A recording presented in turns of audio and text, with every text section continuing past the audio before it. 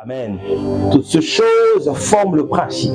Et la deuxième lecture, c'est dans le livre de Job 38, où Dieu parle à Job. Dit à Job, parce que Job, à un moment, s'est plaigné. Enfin, pas seulement s'est plaigné, mais il voulait ramener sa sainteté humaine à la sainteté de Dieu. Amen. Parce qu'à un moment, la sainteté humaine dans le degré de Dieu n'est qu'une souillure devant la face de l'Éternel. Alléluia. Et Job maintenant s'est plaigné, voulait placer sa sainteté face à la sainteté de Dieu. Amen. Je n'ai pas péché, je n'ai pas. Pourquoi est-ce que Job d'ailleurs disait toutes ces choses? Parce que dans l'esprit de Job, Job savait que je n'ai pas détruit un principe quelconque de Dieu. Amen. Donc je suis resté dans l'équilibre et rien ne peut me déséquilibrer. Écoute, il y a nombreuses de fois, tu peux te sentir dans deux problèmes. Amen. Sûrement, il y a peut-être quelque chose que j'avais accompli qui n'était pas bien. Dans ton esprit, tu peux donner raison à l'événement en disant ceci, je suis un peu conscient que telle réalité m'arrive parce que j'ai fait ceci, j'ai fait cela. Du fait que tu acceptes, il y a une intelligence qui exprime une chose, c'est que tu es conscient avoir brisé un principe. Est-ce que je parle à quelqu'un? Du fait que tu es conscient d'avoir brisé un principe, tu es d'accord que les choses ne semblent plus vraiment marcher. Alléluia. Mais ici, le cas de Job n'est pas le cas. Parce que Job est conscient de ne rien briser comme principe de Dieu. Écoute ceci. Ne vis pas toujours dans ce que le monde connaît et dans ce que le monde dit et dans ce que le monde juge. Il y a, pendant que Job se plaignait, il y a des gens qui sont venus auprès de Job pour dire à Job, Job, réponds-toi de tes erreurs. Parce que, en réalité, nous connaissons qu'Élohim ne peut jamais laisser quelqu'un comme ça. Si seulement ce dernier peut-être n'avait pas péché. Donc pour eux, si Dieu permet de telles choses, c'est que ce dernier a péché contre Dieu. C'est pourquoi Dieu l'a soumis à des situations comme cela. Alléluia. C'est pourquoi c'est important d'avoir une intimité tellement avancée avec Dieu. C'est qu'il y a des gens un jour qui peuvent venir te dire, frère, sœur, voilà telle chose qui arrive dans ta vie parce que tu as brisé un principe quelconque. Alléluia. Mais est-ce dans ton esprit, tu es conscient d'avoir brisé ce principe ou non?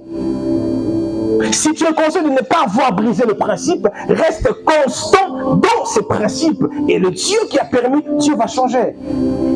Alors Job élève sa sainteté, Dieu vient. Dieu dit à Job, Job, écoute, saint terrain comme un homme, un vaillant homme, tu vas maintenant m'enseigner. Dieu dit, quand j'ai créé la terre, tu étais où? Écoute-moi très bien, tu vas comprendre. Nous sommes en train de parler sur les principes spirituels.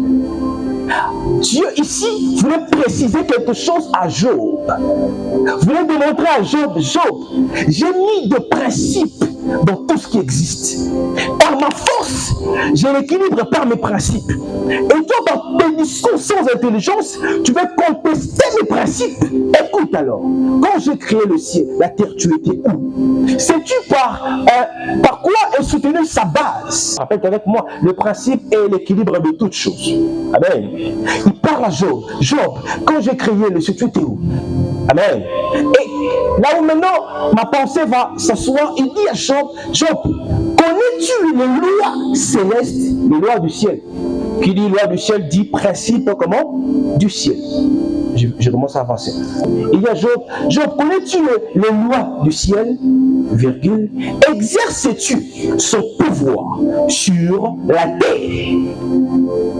Retenez bien cette parole. Connais-tu les lois du ciel? Autrement dit, connais-tu les principes du ciel? Exerces-tu son pouvoir sur la terre? Jésus, lui, est en train d'exprimer une chose ici. Parce que tout principe vient comment? Vient de qui? De Dieu.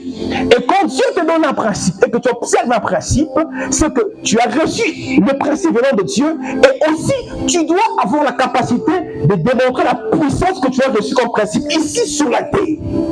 Alors laisse-moi te dire rapidement, le mariage que tu cherches là n'est qu'un respect d'un principe. Écoute, les succès que tu cherches n'est qu'un respect d'un principe.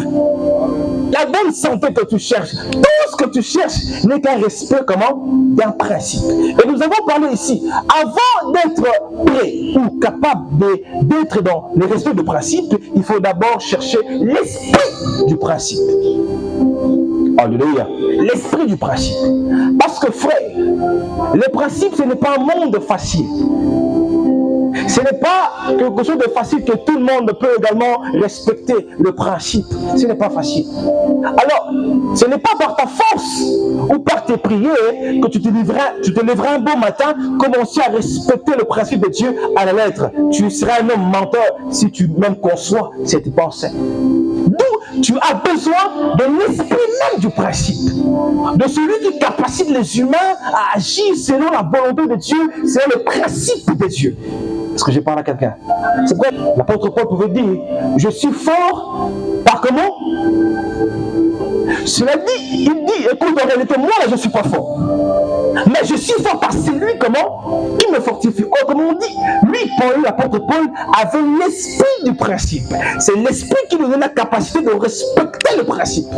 Tu sais, nombreuses de fois, tu te manifestes faible dans cette vie, surtout spirituelle, parce que tu crois pouvoir faire des choses par tes propres efforts. Écoute, je vais te choquer. Le monde de Dieu, soit le monde spirituel, amen, je vais te choquer, est un monde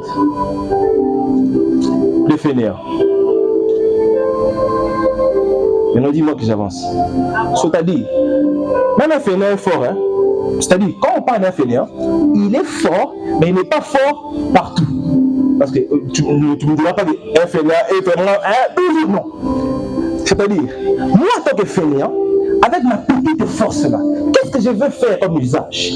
Je vais chercher l'esprit du principe. Comment je suis fait? Quand il viendra, alors lui sera ma force.